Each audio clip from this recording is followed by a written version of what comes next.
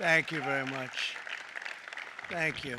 Nice crowd. What a good-looking group of people. Well, we have some very, very good news today, and a lot of good things are happening for our country. Please sit down.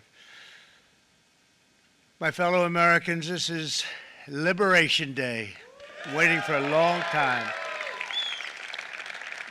April 2nd, 2025 will forever be remembered as the day American industry was reborn, the day America's destiny was reclaimed, and the day that we began to make America wealthy again. We're going to make it wealthy, good and wealthy. For decades, our country has been looted, pillaged, raped, and plundered by nations near and far, both friend and foe alike. American steelworkers, auto workers, farmers, and skilled craftsmen, we have a lot of them here with us today. They really suffered gravely. They watched in anguish as foreign leaders have stolen our jobs, foreign cheaters have ransacked our factories, and foreign scavengers have torn apart our once beautiful American dream. We had an American dream that you don't hear so much about. You did 4 years ago, and you are now, but you don't too often, and for many years and decades even, you didn't hear too much about. Our country and its taxpayers have been ripped off for more than 50 years, but it is not going to happen anymore. It's not going to happen. In a few moments, I will sign a historic executive order instituting reciprocal tariffs on countries throughout the world. Reciprocal, that means they do it to us and we do it to them. Very simple. Can't get any simpler than that. This is one of the most important days, in my opinion, in American history. It's our declaration of economic independence. For years, hardworking American citizens were forced to sit on the sidelines as other nations got rich and powerful, much of it at our expense. But now it's our turn to prosper, and in so doing, use trillions and trillions of dollars to reduce our taxes and pay down our national debt, and it'll all happen very quickly. With today's action, we are finally going to be able to make America great again, greater than ever before.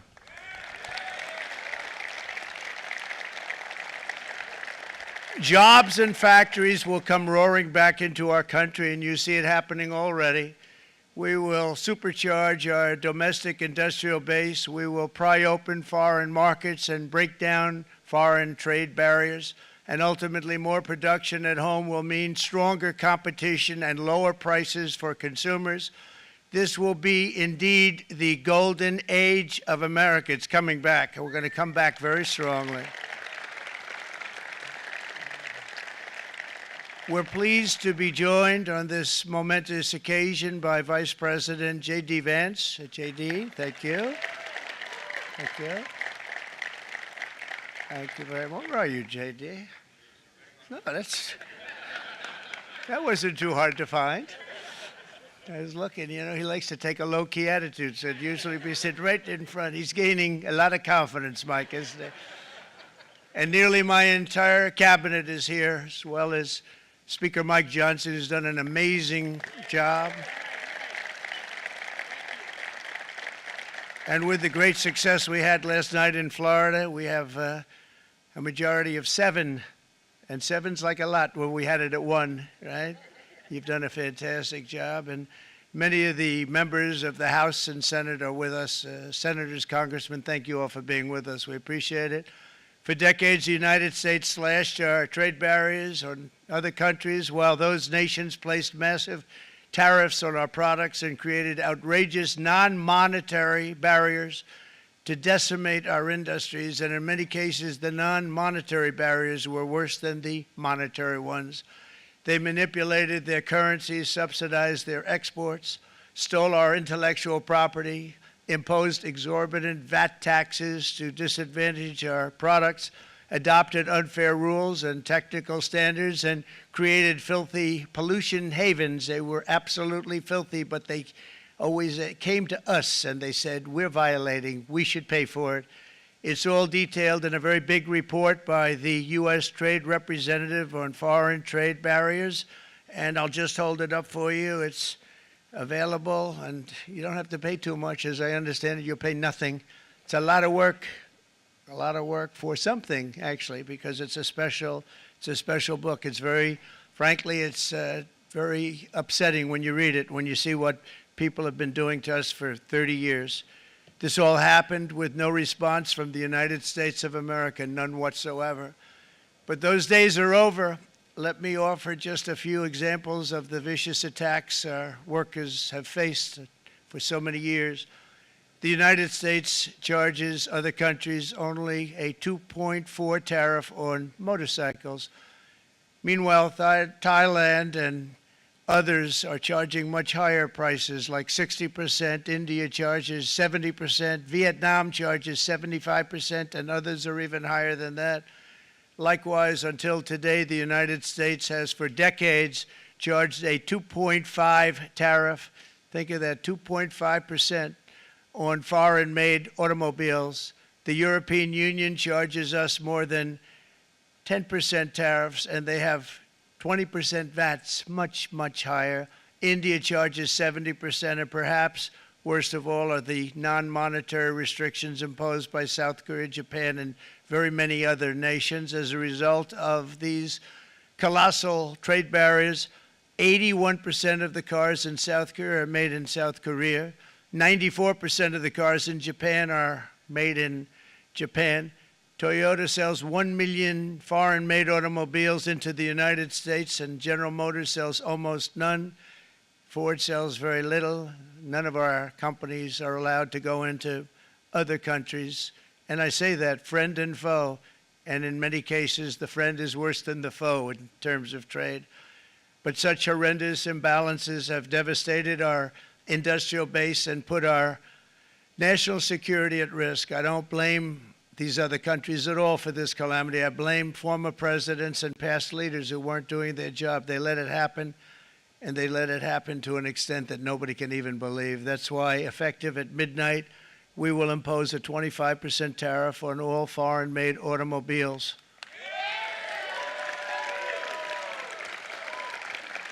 Thank you. Brian, I'd like to have you come up here for a second, okay? I just see him sitting. He's been a fan of ours, and he understands this business a lot better than the economists, a lot better than anybody. Brian, say a few words, please, would you? Thank you, Mr. Thank you. President. It's a great honor to have you. Thanks. Thank you, Mr. President. I grew up just north of Detroit, Michigan, in Macomb County, known as the home of the Reagan Democrats. My first vote for president was for Ronald Reagan. I thought that was going to be the best president I ever saw in my lifetime until Donald J. Trump came along. I have watched my entire life, I have watched plant after plant after plant in Detroit and in the metro Detroit area close. There are now plants sitting idle. There are now plants that are underutilized, and Donald Trump's policies are going to bring product back into those underutilized plants. There's going to be new investment. There's going to be new plants built. And the UAW members, and I brought 20 of them with me, they're sitting right over here. We support Donald Trump's policies on tariffs 100%. So, Mr. President, we can't thank you enough. And in 6 months or a year, we're going to begin to see the benefits. I can't wait to see what's happening 3 or 4 years down the road. Thank you, Mr. President. Thank you so much. Thank you. What a great guy. He got it right from the beginning. He got it before almost anybody else. This group over there, they got it too. And you know, we won the state of Michigan. We won almost all of them, but we won Michigan by a lot, and I want to just thank you all. The auto workers were fantastic. The Teamsters were fantastic. Everyone was pretty good, I will tell you. Thank you very much. I appreciate it. You're going to be very happy very soon, and you probably see what's happening with all of the, not only car companies, but car companies in particular. You see it with all of the ones they're moving, they're announcing day in, day out. You're seeing it. Nobody's ever seen anything like that. With today's actions, we're also standing up for our great farmers and ranchers who are brutalized by nations all over the world. Brutalized. Canada, by the way, imposes a 250 to 300% tariff on many of our dairy products. They do the first can of milk. They do the first little carton of milk at a very low price, but after that it gets bad, and then it gets up to 275, 300%. So when they're figuring what's Canada charging, they say, oh, about 2%, 3%. But take a look at what happens down the road. When you look a little bit, it's not a pretty picture, and we don't like it, and it's not fair. It's not fair to our farmers. It's not fair to our country. And with countries like Canada, you know, we subsidize a lot of countries and keep them going and keep them in business. In the case of Mexico, it's $300 billion a year. In the case of Canada, it's close to $200 billion a year. And I say, why are we doing this? Why are we doing this? I mean, at what point do we say, you got to work for yourselves, and you got to, this is why we have the big deficits. This is why we have that amount of debt that's been placed on our heads over the last number of years, and we're really not taking it anymore. Through non-tariff barriers, the European Union bans imports of most American poultry. You understand? They say, we want to send you our cars, we want to send you everything, but we're not going to take anything that you have. Australia bans, and they're wonderful people and wonderful everything, but they ban American beef, yet we imported $3 billion of Australian beef from them just last year alone. They won't take any of our beef. They don't want it because they don't want it to affect their farmers. And you know what? I don't blame them, but we're doing the same thing right now, starting about midnight tonight, I would say. And China charges American rice farmers an overquota, it's called, a tariff rate of 65%. South Korea charges 50, actually they charge different, from 50% to 513%. And Japan, our friend, charges us 700%. But that's because they don't want us selling rice, another thing. Who can blame them, Madam Secretary? Agriculture, great job you did on eggs, by the way. The egg prices came down 50%. You got them down 50% once we got involved. They were going through the sky. The egg prices, they were going through the sky, and you did a fantastic job. Now we have lots of eggs, and they're much cheaper, down about 59% now, and they're going down further. We charge 2.8% for so many things that other countries are charging 200%, 300%, and 400% for. If imposing tariffs and protective barriers made nations poor, then every country on earth would be racing to eliminate these policies, and China would be the first on line. They run a very strong country, but they're not first in line, and the American people are paying a very big price.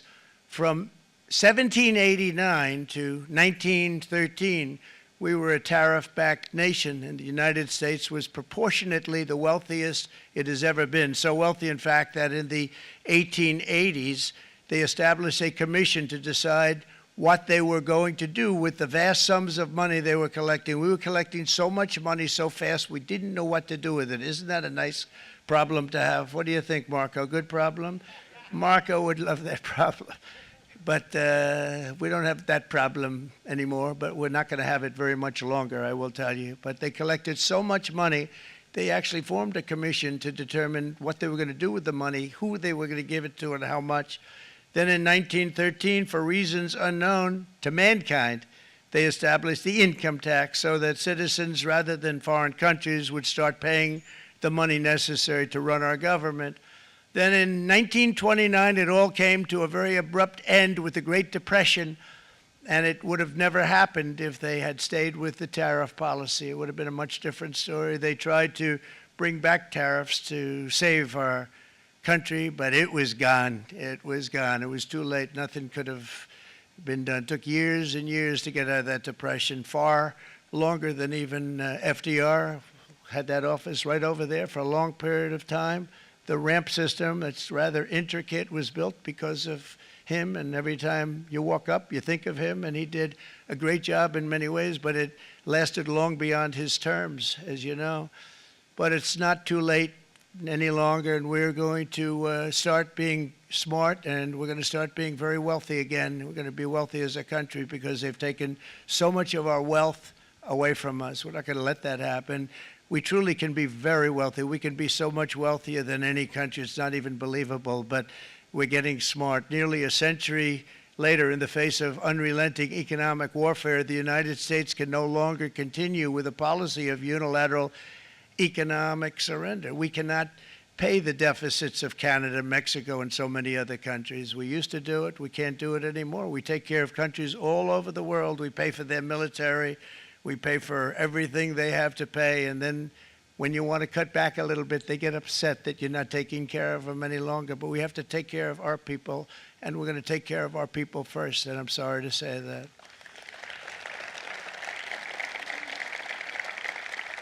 And today we're standing up for the American worker, and we are finally putting America first.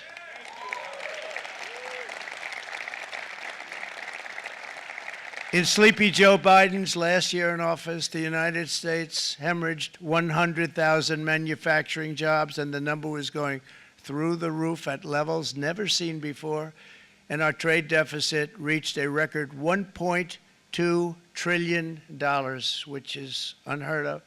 Since the beginning of NAFTA, the worst trade deal ever made, it was a horror show. I was able to terminate it. They all said you'd never be able to get it out. We had to get approval from Congress to get it terminated. We had to live with that deal. It was the worst deal, worst trade deal ever made by far. But since the very beginning of NAFTA, our country lost 90,000 factories. Think of what that is, 90,000. Think about putting a map up and putting tax on it. You wouldn't have enough room. 90,000. I said, is that possible? We had it checked 4 different times, and it was actually somewhat higher than that. And 5 million manufacturing jobs were lost while racking up trade deficits of $19 trillion. That was the worst trade deal ever made. As a result of these gigantic losses, foreign nations now own $26 trillion more of American assets than think of this, than the Americans own of their own foreign assets or other foreign assets. The United States can no longer produce enough antibiotics to treat our sick. We have a tremendous problem. We have to go to foreign countries to treat our sick. If anything ever happened from a war standpoint, we wouldn't be able to do it. We import virtually all of our computers, phones, televisions, and electronics. We used to dominate the field, and now we import it all from different countries. A single shipyard in China now produces more ships every year than all of the American shipyards combined. Think of that. And it was a business that we used to dominate. We used to dominate it totally.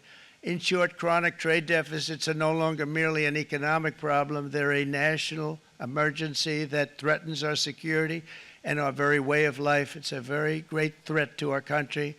And for these reasons, starting tomorrow, the United States will implement reciprocal tariffs on other nations. It's been a long time since we even thought of that. We used to think about it a lot. We didn't think about it for many decades, and you see what's happened. For nations that treat us badly, we will calculate the combined rate of all their tariffs, non-monetary barriers, and other forms of cheating. And because we are being very kind, we're kind people, very kind. You're not so kind when you got ripped off with your salaries. My auto worker friends and my Teamster friends and all of the unions that typically voted Democrat, they're not voting Democrat anymore because worker, whether union or non-worker, they're for the Republicans now. That's what happened. But we will charge them approximately half of what they are and have been charging us. So the tariffs will be not a full reciprocal. I could have done that, yes, but it would have been tough for a lot of countries who didn't want to do that. I'd like to see the chart if you have it. Could you bring it up, Howard? This is our great Secretary of Commerce, Howard Lutnick. Thanks, Howard. So if you look at that, China, first row, China, 67%. That's tariffs charged to the USA, including currency manipulation and trade barriers. So 67%, I think you can, for the most part, see it. Those with good eyes, with bad eyes. We didn't want to bring, it's very windy out here. We didn't want to bring out the big charts because it had no chance of standing. Fortunately, we came armed with a little smaller chart. So 67%, so we're going to be charging a discounted reciprocal tariff of 34%. I think In other words, they charge us, we charge them less. So how can anybody be upset? They will be, because we never charge anybody anything, but now we're going to charge. European Union, they're very tough, very, very tough traders. You know, you think of European Union, very friendly. They rip us off. It's so sad to see. It's so pathetic. 39%, we're going to charge them 20%, so we're charging them essentially half. Vietnam, great negotiators, great people. They like me, I like them. The problem is they charge us 90%. We're going to charge them 46% tariff.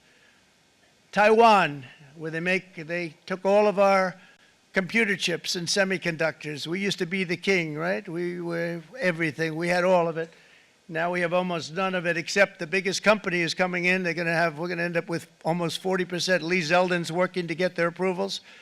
And it's an amazing company. Mr. Wei, of one of the great companies of the world, actually. They're coming in from Taiwan, and they're going to build one of the biggest plants in the world, maybe the biggest for that.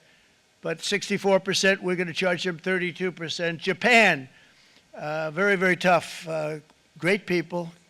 And again, I don't blame the people for doing it. I think they're very smart in doing it. I blame the people that sat right in that Oval Office, right over there, right behind the Resolute desk or whichever desk they chose. Japan, 46%. They would charge us 46%, and much higher for certain items like cars, you know, little items like cars. 46%, we're charging them 24%. India, very, very tough, very, very tough. The Prime Minister just left, and he's a great friend of mine, but I said, you're a friend of mine, but you're not treating us right. They charge us 52%. You have to understand, we charge them almost nothing for years and years and decades, and it was only 7 years ago when I came in, we started with China and charged them. We took in hundreds of billions of dollars from China in tariffs, and they understood, honestly. President Xi understood. He said, look, I understand, and the other countries, and they all understand. We're going to have to go through a little tough love, maybe, but they all understand. They're ripping us off, and they understood it. Prime Minister of Japan, Shinzo Abe. He was a fantastic man. He was unfortunately taken from us, assassination. But I went to him and I said, Shinzo, we have to do something. A trade is not fair. And he said, I know that, I know that. And he was a great gentleman. He was a fantastic man, but he understood immediately what I was talking about. I said, Shinzo, we have to do something. He said, I know that. And we worked out a deal, and it would have been a much better deal, but frankly, there were many years left on the deal that was made previous to my getting there, but it was something. If you look at Switzerland, 61% to 31%. Indonesia, Malaysia, Cambodia. Oh, look at Cambodia, 97%. We're going to bring it down to 49. They made a fortune with the United States of America. United Kingdom, 10%, and we'll go 10%. So we'll do the same thing. South Africa, 60%, 30%, and they've got some bad things going on in South Africa. You know, we're paying them billions of dollars, and we cut the funding because a lot of bad things are happening in South Africa. The fake news ought to be looking at it. They don't want to report it. Brazil, 10%, 10%. Bangladesh is 74%. So you see what's going on. Pakistan, 58%. Sri Lanka, 88%. So what we're doing is we're taking not the full, we could take the full 88%. Thanks a lot, Howard. He's doing a very good job. How's he doing, all right? I think you better take it with you. It's not going to last very long. He's going to put it, it's going to follow you down with the wind. I brought a hat just in case it got too windy, but here, would anybody like a hat? I'm not giving it to a cabinet. I'm giving it to the auto workers. Come here.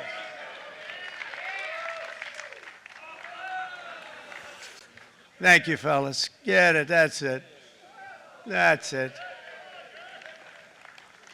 They deserve it more than our cabinet. Our cabinet has plenty of hats. But you see the numbers. The numbers are so disproportionate. They're so unfair. At the same time, we will establish a minimum baseline tariff of 10%. You notice that on the chart.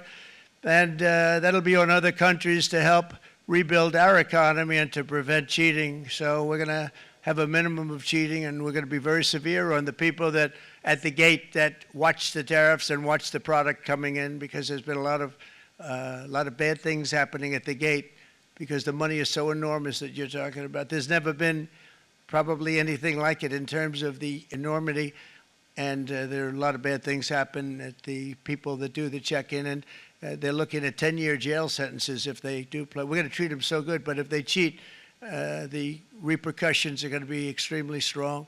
Foreign nations will finally be asked to pay for the privilege of access to our market, the biggest market in the world. We're right now the biggest market in the world. We had a great country 4 years ago in terms of the economics. We were doubling up on China. We were doing so well. Nobody was going to catch us, but so much of it slipped away over the last 4 years under Biden. I campaigned on this policy throughout last year, and today that promise was made, and it was also a promise, as you know, that was kept. Promises made, promises kept. To any company that objects to our common sense reciprocal tariffs, again, reciprocal, back and forth, back and forth. And I call this kind reciprocal. This is not full reciprocal. This is kind reciprocal. But what we do is we cut it in half. We charge them. My answer is very simple if they complain. If you want your tariff rate to be zero, then you build your product right here in America, because there is no tariff if you build your plant, your product in America. And we've seen companies coming in like we've never seen before. Likewise to all of the foreign presidents, prime ministers, kings, queens, ambassadors, and everyone else who will soon be calling to ask for exemptions from these tariffs. I say, terminate your own tariffs, drop your barriers, don't manipulate your currencies. They manipulate their currencies like nobody can even believe, which is a bad, bad thing and very devastating to us, and start buying tens of billions of dollars of American goods. Tariffs give our country protection against those that would do us economic harm, and many people were looking to do us economic harm. Maybe not so obviously, but they were doing tremendous economic harm. But even more importantly, they will give us growth. These tariffs are going to give us growth like you haven't seen before, and it'll be something very special to watch. I am so looking forward, and Brian, it's going to happen even faster than you said. You know, you might say, but it's already started. It's already started. Work's already begun on plants all around the country, and you see that as before. These are big, rich companies. We have $61 billion started on a big plant going up. It's going to be announced over the next 2 days, and they already started work. Many of these the biggest companies in the world, they've committed to build, build, build. We're going to build, build, build, sir. And they came here to see me, and they wanted to know if they could have a press conference. I do as many as I can. I'm pretty busy trying to stop Russia and Ukraine and the Middle East. We got to stop that. We got to stop the Houthis, which we're making tremendous. They like shooting ships down and out of the water, sinking ships. They get a kick out of it, but they're not getting such a kick out of it now, are they, Mr. Secretary? They're not getting such a kick out of that now. But here are just a short list of some of the companies that have already announced and committed to investment. And this is a company that built its factories and its plants in China. Apple is going to spend $500 billion. They never spent money like that here. They're going to build their plants here. SoftBank, OpenAI, and Oracle, great companies, are investing $500 billion almost immediately. NVIDIA, a hot company, is investing hundreds of billions of dollars. They just announced. TSMC, the biggest, most important company in the world of chips from Taiwan, with no investment from us, is investing $200 billion. And they said the reason was, number one, the election of November 5th, and number two, the tariffs. They don't want to pay the tariffs, and the way they're not paying it is to build their plant here. So we're going to go from almost no percentage. We used to have 100% of the chip market. Now it's all in Taiwan. Almost all of it's in Taiwan, a couple of other countries, but mostly in Taiwan. And think of it, we had 100%. We lost it because of people in that office that didn't do their job. They allowed it to be stolen from us. Johnson & Johnson, great company, $55 billion. Eli Lilly, $27 billion. Meta is investing $500 billion. Wow. DeMac is investing $20 billion. CMA, CGM, $20 billion. And then you have Merck and Clarios, Stellantis, General Motors, GE Aerospace, Honda, Nissan, Hyundai are all putting in billions and billions of dollars, and they're committed 100%. So. And we've never had, and this is after 2.5 months. This is after just a short, this all took place as soon as we came out with what everybody wanted to do. You know, I watched a gentleman today on television, he used to work with Lee Iacocca, a very respected automobile person, and he said, you know, because they're asking people, and they try and get as many negative people as they can, but they can't find them too much. It's pretty hard to find in terms of what we're doing, especially when they see all this investment. They said, so tell me, what do you think of what Trump is doing from the automobile standpoint? He said, I can't believe it. Somebody is finally, he's an older guy, real pro, really top guy, with Lee Iacocca. He said, I never thought I'd see the day when this would happen, where somebody had the courage to go and do what has to be done.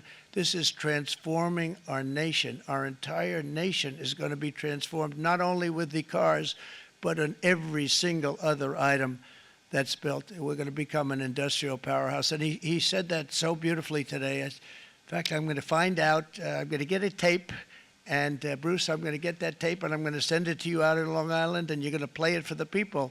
And all your union workers and your non-union workers out there, you got a pretty even split. But we have, so far, it looks like we're going to have about $6 trillion of investments, and you wouldn't do that in years in this country over the last number of years. $6 trillion, and that's going to be much higher by the end of the year. And think of what $6 trillion is. You wouldn't have even a small percentage of that under this other system. We're going to be an entirely different country, and it's going to be fantastic for the workers. It's going to be fantastic for everyone. There will never have been a transformation of a country like the transformation that's already happening in the United States of America. It's an incredible thing to watch, and it's incredible to meet with the top people, people that you read about, very wealthy people, or people that are great managers and executives and presidents of big public companies, and to watch the enthusiasm they have now that they didn't have. They gave up on our country. They went to foreign countries and they built. Companies are pouring into our country at levels never seen before, with jobs and money to follow, and it's really beautiful. In the coming days, there will be complaints from the globalists and the outsourcers and special interests and the fake news. Always, the fake news will always complain.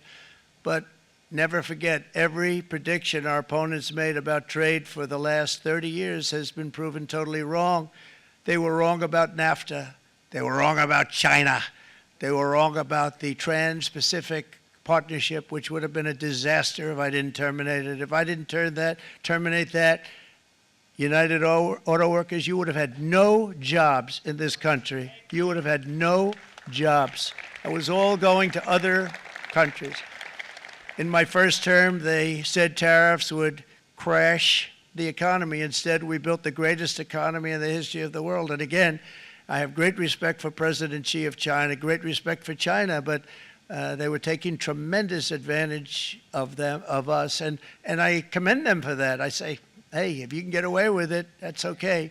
But, you know, they understand exactly what's happening, and they probably, most of them are saying it's about time they did something, but, and they're going to fight, and they're going to fight fair. Everyone's going to fight. You know, it's like, I say to the leaders, look, you got to take care of your country, but we have to start taking care of our country now. We can't do what we've been doing for the last 50 years. From the day of my election, the stock market went up in my first term 88%, with NASDAQ going up 155%, more than any president has ever had in any term in office, by far.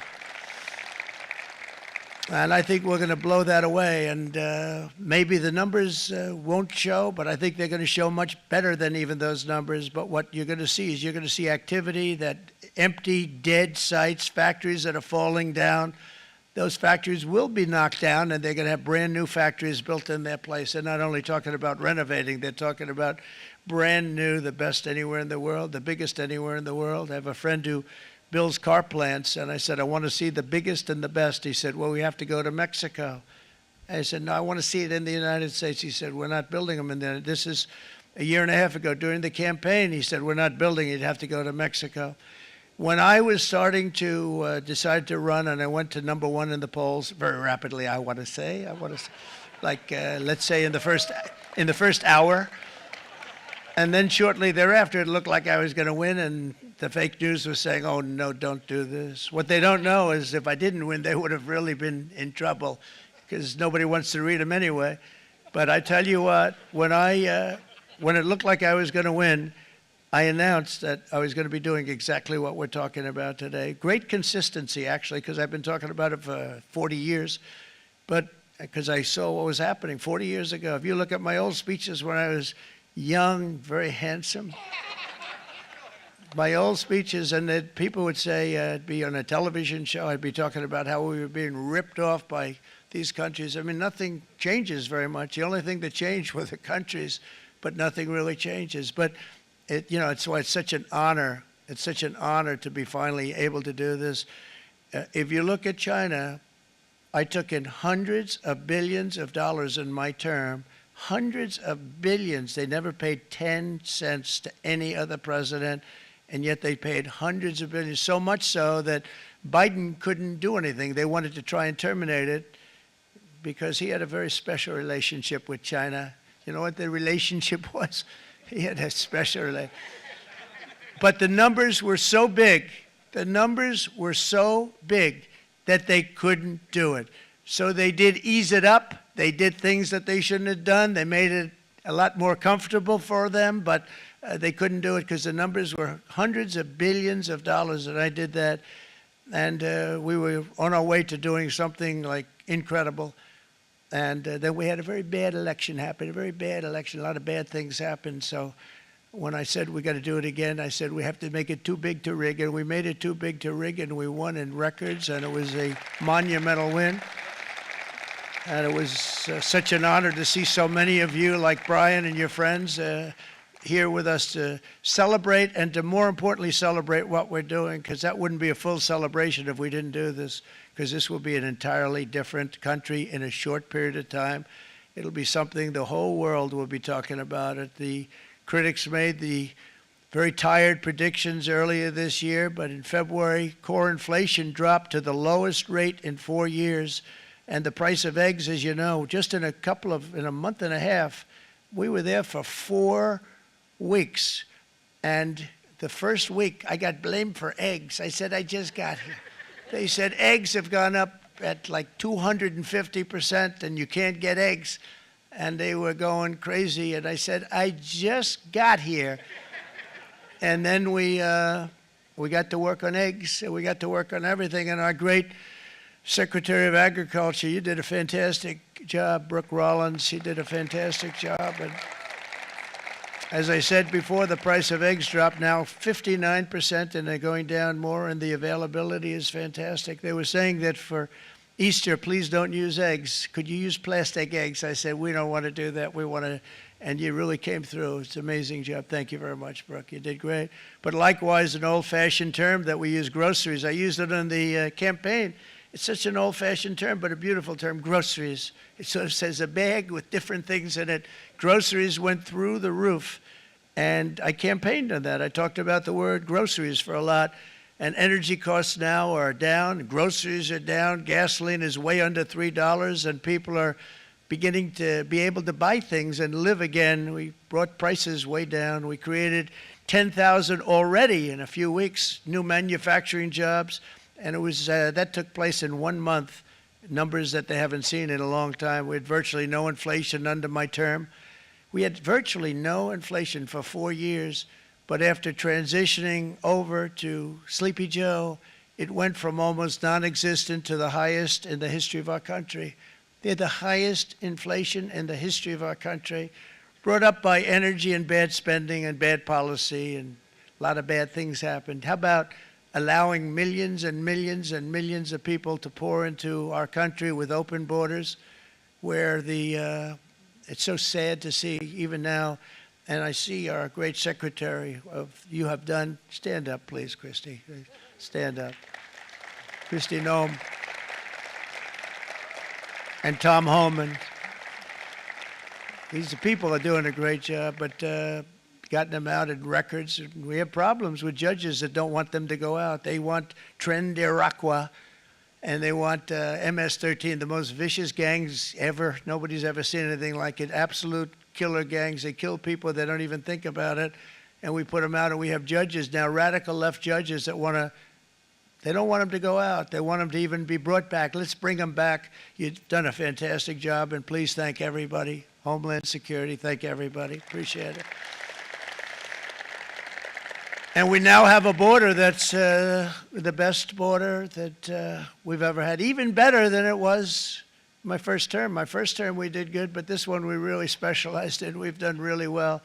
And we had records then. We had the best, safest border. 4 years ago, we had the best border there ever was. And now we have, you've actually matched it and done even better. And we're going to get it down the right way. And we want people, by the way, to come into our country, but we want to come in through a legal process. We want them to come in legally. We need more people. We need people to run these plants and to help the auto workers and the Teamsters and the non-union people and everybody else. But we need people and the farmers.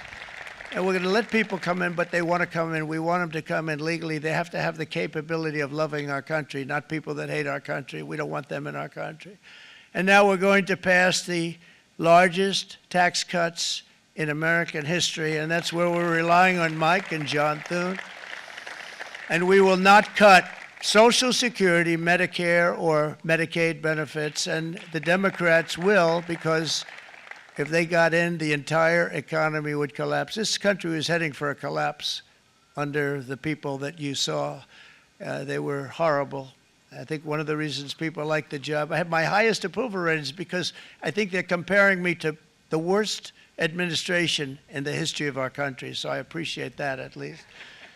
But Speaker of the House Mike Johnson and Senate Majority Leader, appreciate it, Mike.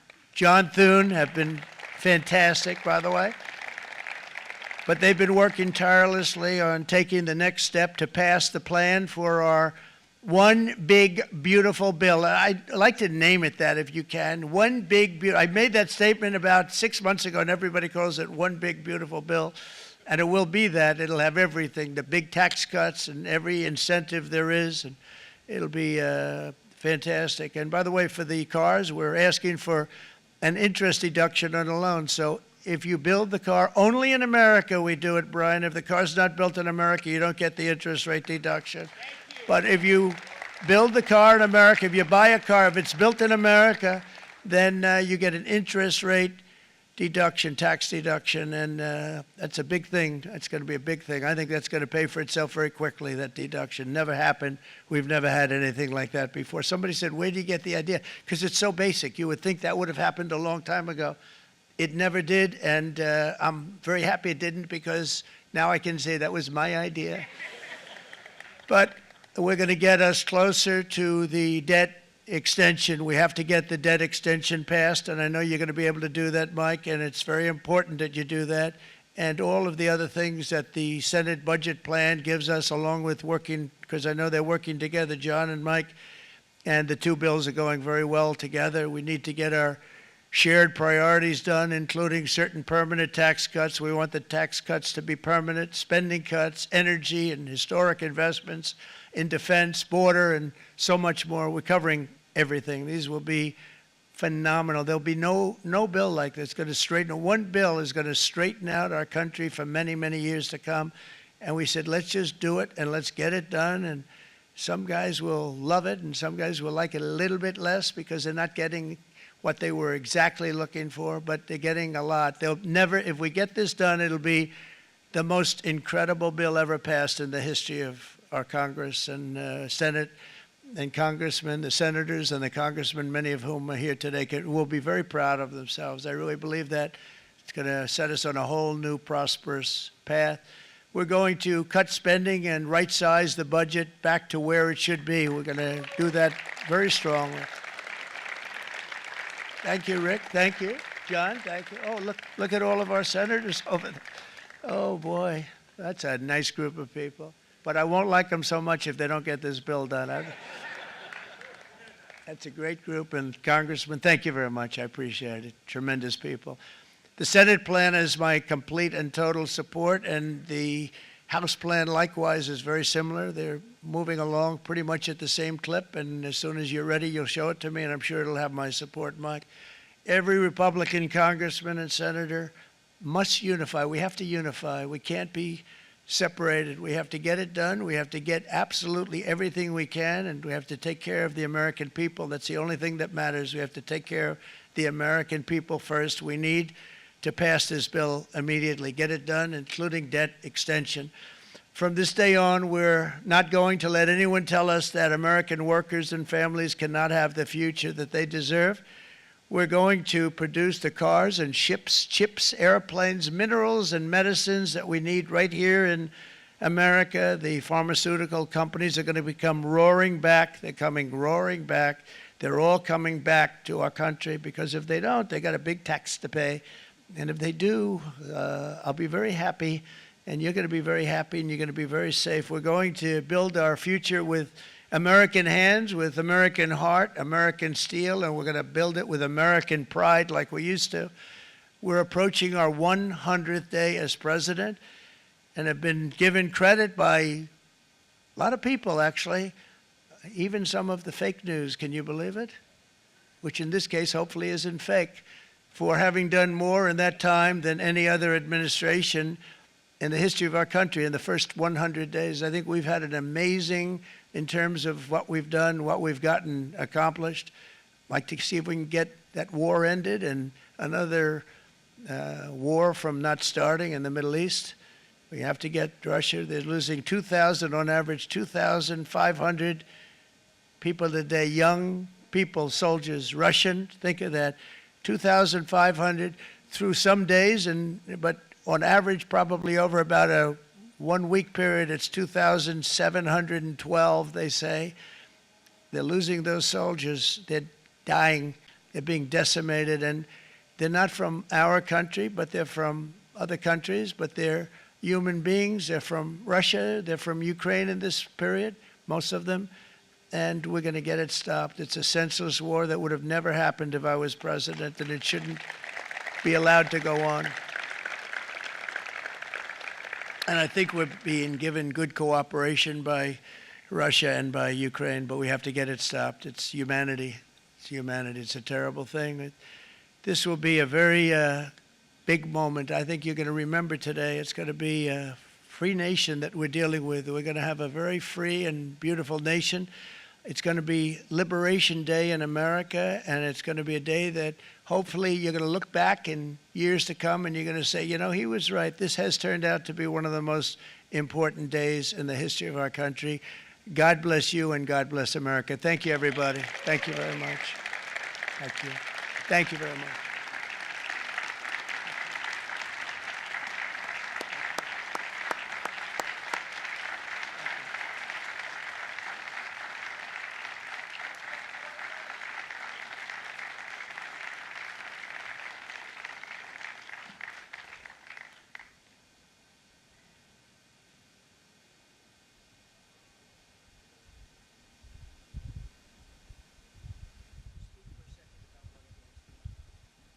This is Will, everybody. He's going to just give you a little bit of a briefing on what we're signing. Good afternoon, y'all. We have two documents prepared for the president's signature today. One closes what's referred to as the de minimis loophole with respect to imports from the People's Republic of China. The other is the big one, is the reciprocal tariff executive order that the president just spoke about at length. This is obviously a huge deal, and it's been an honor to be a part of your team getting this ready for you, sir. Thank you very much. Thank you.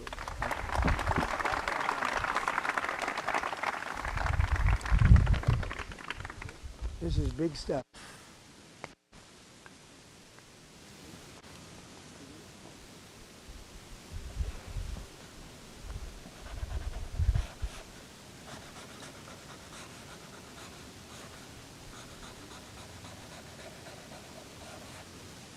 That's a 10. That's a good one. Look. That's a good one. That's a good one. Thank you. Thank you, sir.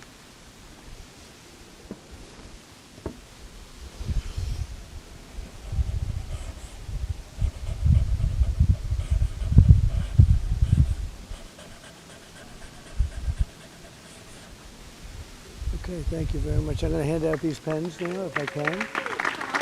Come on over. Yeah.